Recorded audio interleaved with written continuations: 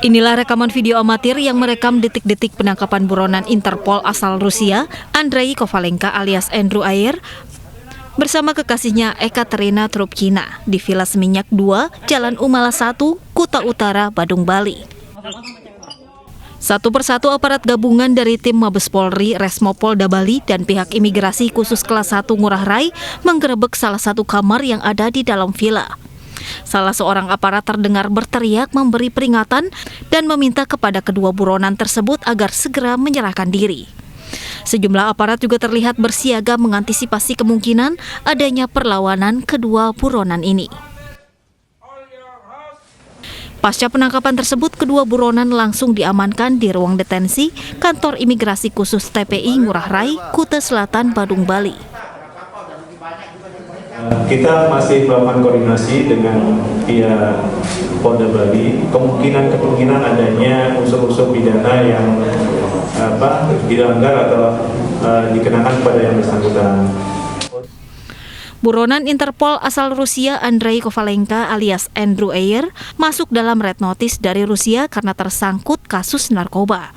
Saat ini aparat sedang mendalami sanksi pidana yang kemungkinan menjerat kedua warga negara Rusia tersebut.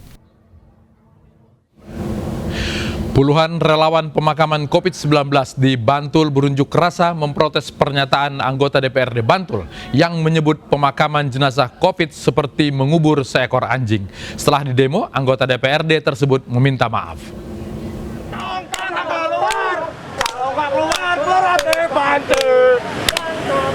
Puluhan anggota relawan pemakaman jenazah COVID-19 ini langsung menerobos kantor DPRD Kabupaten Bantul dan meletakkan replika peti mati di lobi. Mereka ingin meminta klarifikasi dari anggota DPRD Bantul dari Partai Bulan Bintang Supriyono yang dinilai telah menyinggung relawan dengan menyebut pemakaman jenazah COVID layaknya mengubur seekor anjing. Mereka juga tersinggung karena disebut main proyek dengan Dinas Kesehatan. Tunjukkan di mana dan tempatnya di mana. Jangan asal ngomong. Buktikan. Saat orasi, relawan meminta agar Dewan Kehormatan DPRD memeriksa anggota DPRD tersebut dan mendesak untuk meminta maaf kepada masyarakat dalam waktu 1 kali 24 jam.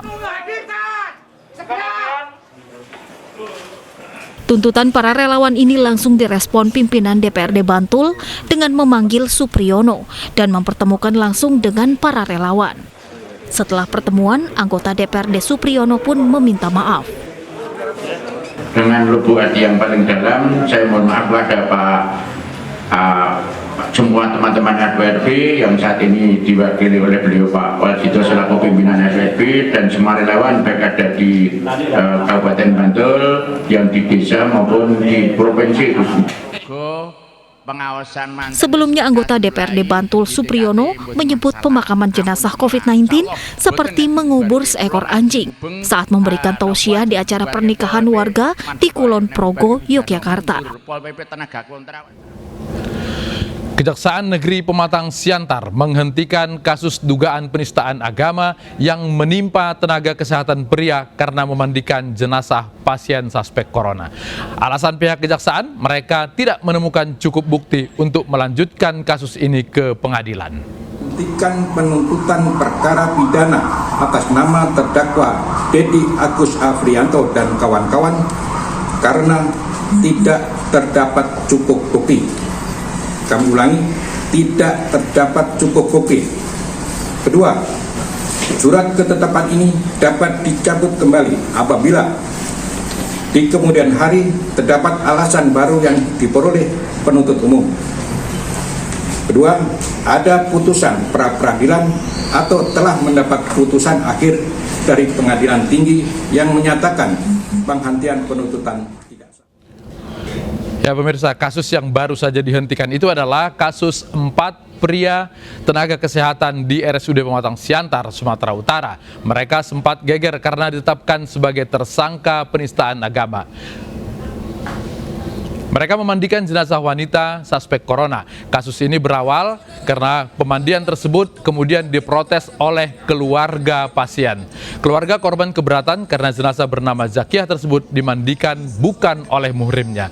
Kasus ini sempat mendapat protes dari masyarakat Kota Pematang Siantar. Polisi sudah melimpahkan berkas 4 tersangka ke kejaksaan dan seharusnya sudah siap disidangkan tetapi dihentikan oleh kejaksaan. Ya, kita akan melihat bagaimana tanggapan dari warga di Pematang Siantar terkait dengan penghentian kasus tersebut. Sudah ada kontributor kami, Dharma Setiawan di sana. Dharma, selamat malam. Selamat malam, Bang Latif. Setelah dihentikan oleh kejaksaan, bagaimana tanggapan warga terhadap kasus nakes ini? Ya, berbagai tanggapan warga, khususnya di Kota Pematang Siantar dan umumnya warga yang selama ini memberikan tanggapan negatif di media sosial. Ada yang pro dan kontra terhadap putusan yang dilakukan oleh tim dari Kejaksaan Negeri Pematang Siantar yang menyatakan mulai hari ini kasus ataupun perkara yang terjadi terhadap 4 nakes di RSUD Pematang Siantar yang diduga melakukan penistaan agama dihentikan. Begitu, Bang Latif. Oke, apa kira-kira yang mendorong kejaksaan untuk menghentikan? Apakah karena memang setelah dipelajari tidak ada temuan atau ada tekanan-tekanan massa juga di sana? Kalau tekanan massa sementara sampai hari ini belum ada. Hanya saja tadi Kepala Kejaksaan Negeri Kota Pematang Siantar menyatakan bahwasanya sejauh ini tidak cukup bukti yang menyatakan bahwasanya 4 tenaga kesehatan itu disangkakan melakukan penistaan agama. Begitu, Bang Latif. Oke, sudah ada tanggapan dari pihak pelapor atau pihak keluarga terhadap penghentian kasus ini?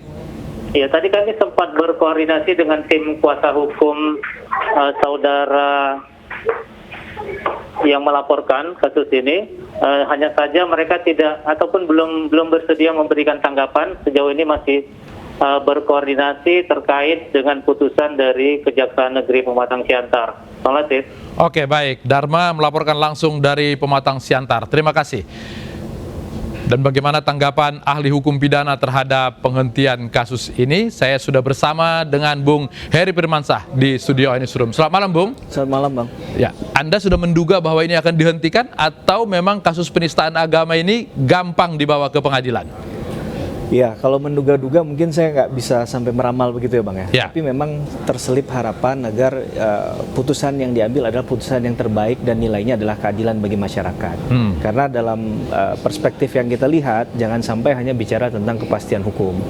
Dalam banyak kesempatan perkara juga, dalam konteks pasal 156A ini, ada putusan kasasi di tingkat MA di satu perkara di Bandung yang kemudian ternyata melihat untuk membebaskan satu orang terdakwa tadi itu dengan alasan bahwa ternyata memang belum dilakukan penyelidikan lebih lanjut oleh Kementerian Agama misalnya.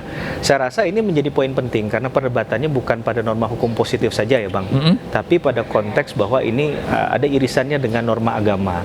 Hal ini yang sangat sensitif sehingga ketika norma hukum positif yang masuk yang dibuat oleh manusia itu kemudian mencoba untuk menghakimi bagian-bagian dari peran norma agama, ini yang kemudian menjadi tren yang sulit kita bantah untuk menjadi perdebatan yang sengit di publik, begitu, Bang. Baik, kalau kita lihat tren penistaan agama, dulu pernah ramai sekali kasus Ahok di Jakarta. Apa yang membedakan kasus Ahok, penistaan agama oleh Ahok dengan kasus yang baru saja dihentikan ini? Iya, dalam perspektif yang kemarin kalau saya tidak salah Pak Ahok itu kan ternyata hanya dikenakan di pasal 156, bukan 156A.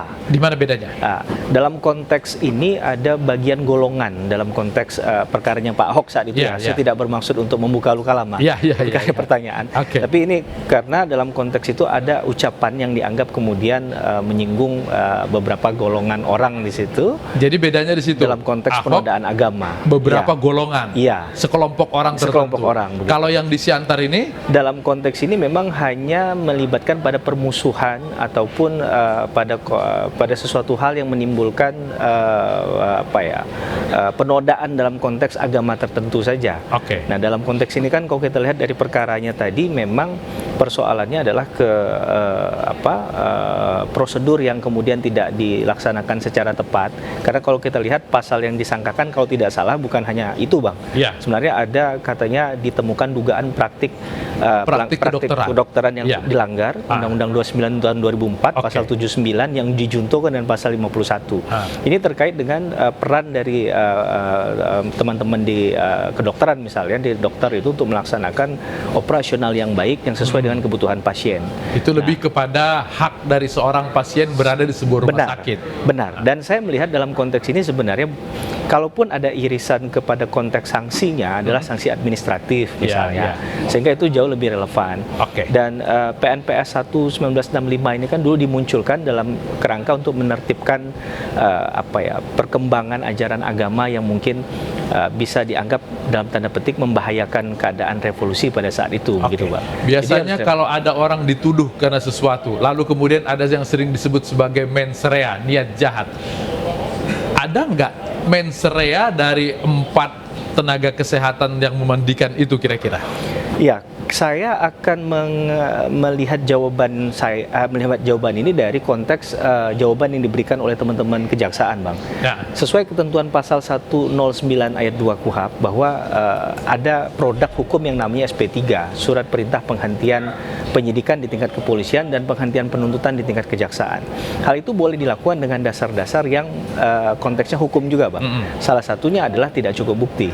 Nah, kalau saya tidak salah tadi di prolog awal sudah disampaikan oleh teman-teman kejaksaan dengan sangat baik bahwa memang tidak ditemukan cukup bukti. Namun jika di kemudian hari ditemukan fakta lain yang kemudian bisa mendukung untuk ditarik ke ranah hukum, maka tidak menutup kemungkinan. Maka ini menurut saya satu presiden yang baik sebenarnya agar tidak terburu-buru menggunakan instrumen hukum pidana. Instrumen pidana termasuk penistaan agama itu. Baik, Bung Heri, kita sudah bergabung juga dengan Mbak Evi Risa Junita, kuasa hukum pelapor. Selamat malam, Mbak Evi. Iya, selamat malam, Mas. Oke, setelah dihentikan oleh kejaksaan, apa kemudian langkah yang diambil oleh pelapor? Seperti yang tadi kita sepakati, Mas, kita belum bisa membuat statement apapun karena kita juga baru selesai berdiskusi dengan rekan-rekan, ya kan? Jadi rencana kami akan membuat konferensi pers besok sesuai dengan kesepakatan kami. Jadi untuk saat ini kita belum bisa kasih apapun. Pimpinan besok akan kita undang kalau memang kita sudah catatkan secara letterless, secara transparan supaya jangan lari kemana-mana. Itu yang bisa saya sampaikan hari ini. Oke, ketika melaporkan kasus ini di awal, ada pelanggaran undang-undang praktik kedokteran. Apakah undang-undang penistaan agama, pasal penistaan agama juga termasuk yang dilaporkan oleh Mbak Evi dan kawan-kawan? Kita nggak pernah melaporkan tentang undang-undang kesehatan, Mas. Kita penistaan agama. Itu langsung dari awal penistaan agama? Iya, nggak pernah kita yang lain-lain. Kalau soal nanti polisi mengembangkan itu kan sesuai dengan berita acara pemeriksaan ya, Mas.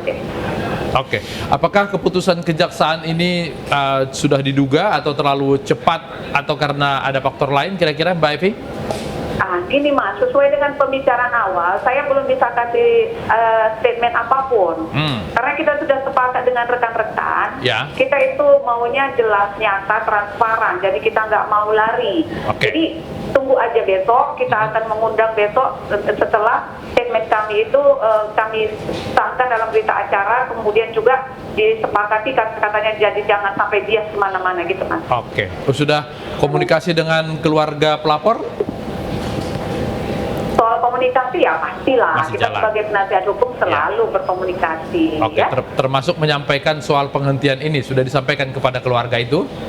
Iya, kami lagi berupaya karena sampai detik ini beliau agak susah kami hubungi, tetapi udah dapat kami hubungi, Mas. Oke, baik. Kita sudah sampai. Mbak Evi Risa Junita, terima kasih dan kami tunggu undangannya untuk konferensi pers besok ya. Oke, baik, selamat malam. Ya, baik. Saya kembali ke Bung Heri. Kalau kita lihat apa yang dilakukan oleh para tenaga kesehatan ini, ada yang namanya suasana darurat, karena korban COVID harus disegerakan pemakamannya, selain karena syariat Islam juga karena faktor penyakit. Apakah kemudian ini membolehkan orang melanggar sesuatu aturan, apalagi ini aturan agama?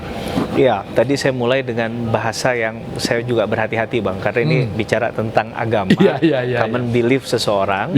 Di satu sisi kita bicara pada kondisi tertentu yang mungkin saja itu perlu penjelasan lebih lanjut mengapa hal itu dilakukan. Maka perlu konfirmasi kepada para terduga atau mereka yang kita sebut sekarang ini adalah tersangka untuk menjelaskan secara detail fakta hukum yang kemudian ada pada saat itu. Karena kondisi tertentu ini kan tidak mungkin kita samakan dengan kondisi yang normal pada umumnya. Itu yang harus kita sepakati, betul. Nah, tapi penjelasan tadi itu bukan berarti kemudian melepaskan misalnya segala hal yang memang bisa menjadi tanggung jawab secara pribadi tadi.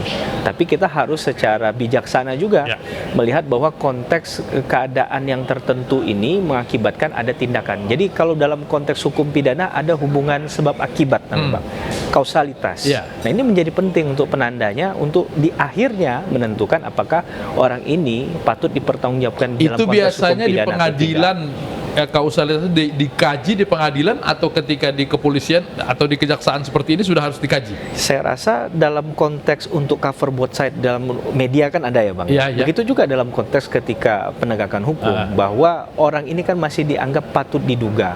Belum tentu orang yang memang secara pasti melakukan satu tindak pidana.